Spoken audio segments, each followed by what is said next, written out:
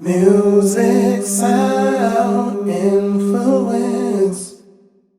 What's up, everybody? I'm back for another album review, and for today, I'm going to be talking about Avant's new album entitled "Can We Fall in Love." So let's get into it. So I'm going to be giving my thoughts of each of the tracks, track by track, and then I'm going to be giving my final thoughts of the album, along with my rating of the album at the very, very end. So let's get into it. So the album starts off with the song entitled "You Don't Love Me No More," and the song at the beginning of the song, it starts off as an R&B song, and then by the end of the song, it ends up being a jazz song. And so throughout the entire track, you hear this saxophone in the background, and then on the R&B side of the song, it has this very heavy drums and moving synths that follow the drum pattern. And then the jazz section of the song, you hear the saxophone that it becomes more and more pronounced, and then the drum beat slows down, and you feel like you're in a jazz club. And I really enjoyed this track overall. And on this song, he's talking about how someone doesn't love him no more, and he's wondering how did the relationship get to this point. And I just enjoyed this track as a whole. And then we go to the next track, which is entitled "Can We Fall in Love," which is the title track of the album. And I like the piano that's in the background, along with the synths that have this kind of swing and rocking motion with the drum beat. And I like just this track as a whole. And in this song, he's talking about falling in love with this woman again, and all of the things that go into a relationship. I really enjoyed this track, and it's another one of my favorites off the album. And then we go to the next track, which is entitled "Not Gonna Lose." And on this track, you can hear it has a very much Motown esque uh, inspired sound to it with R&B, and I like the Motown esque drums and instrumentation with the tambourine and the strings that come into play. And on this song, he's talking about a relationship that's heading towards breakup, and he doesn't want this relationship to end, and he basically wants them to make up. And I really enjoyed this track.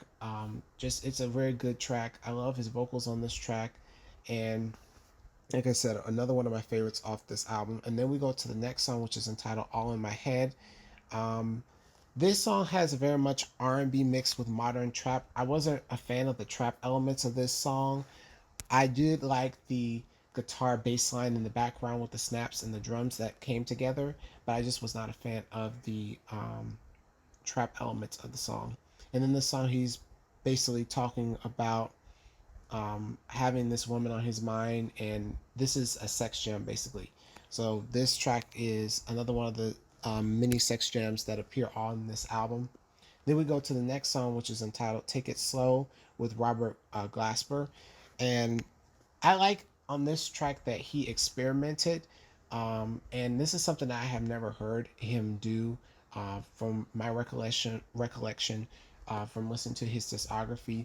And I like that it has this kind of R&B experimental electro elements to it, and I like the piano at the beginning that follows throughout the entire track, and I like how it kind of has these wiry, whirly synths that are in the background that are very subtle if you pay very close attention to them, and I like the beat that keeps changing. You can clearly hear Robert Glasper contributions to this track, because it's very interesting the way that he did the drum beat on this song.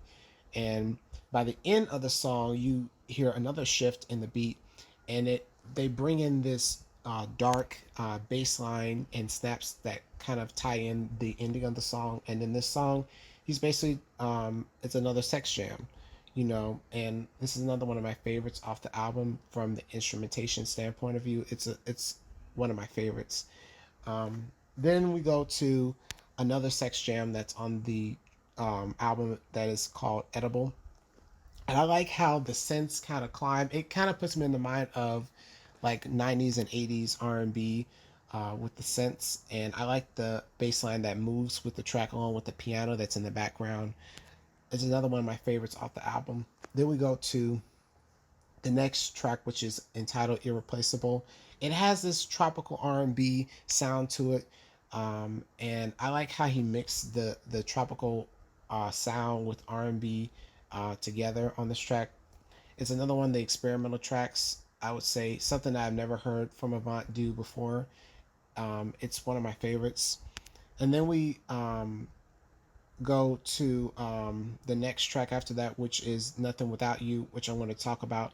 But I like on Irreplaceable that he's talking about finding love that's irreplaceable, and hope that you know this love doesn't end badly.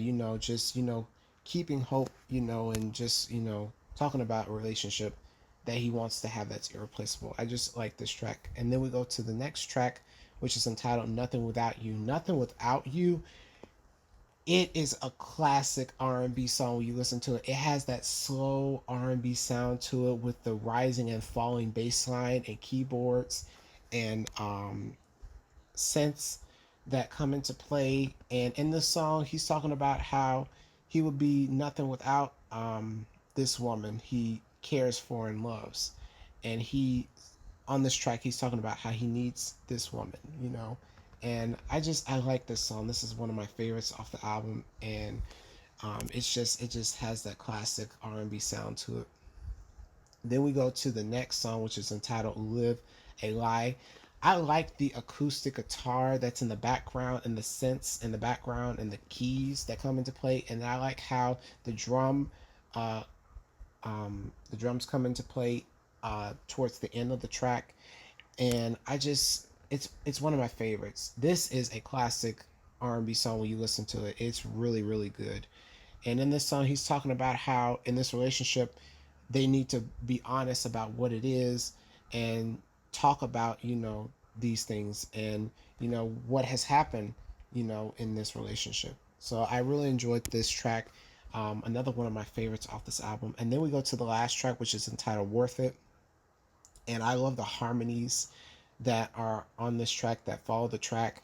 I like the drums and the guitar that come into play, and it very much has an old school R&B sound to it. And in this song, he's basically talking about finding someone in hopes that this person that he likes, that they cross paths. And it's just like I said, it's another one of my favorites off the album. And this album only had 10 songs, but it was a very good album, and I recommend you guys listen to it. If you want to listen to a very good R&B album for 2020, I recommend you guys listen to this album. I would honestly say this is, in my opinion, the best R&B album of the year so far for me. It is a very, very good album. I'm getting my vocals, I'm getting my instrumentation, I'm getting my lyrics. I really enjoyed this album, and I recommend you guys go check it out. Um, like I said, it was a very, very good album. And for me, I would probably give this album, I would say I would give the album a 9 out of 10. I really enjoyed this album. I really didn't have anything negative to say about this album. So I give it a 9 out of 10. I really enjoyed it. Let me guys know what are your favorite tracks off this album. And until then, don't forget to like, comment, and subscribe. If you guys wanted to purchase this album, I will leave down in the description below on how you can purchase this album and listen to it. And please support Avant and his music. And I want this album to go gold. If we can make it go platinum. I really enjoyed this album as a whole. It's just a very, very good project overall, and I recommend you guys go check this out. So until then, don't forget to like, comment, and subscribe, and I will see you all in the next video. Peace.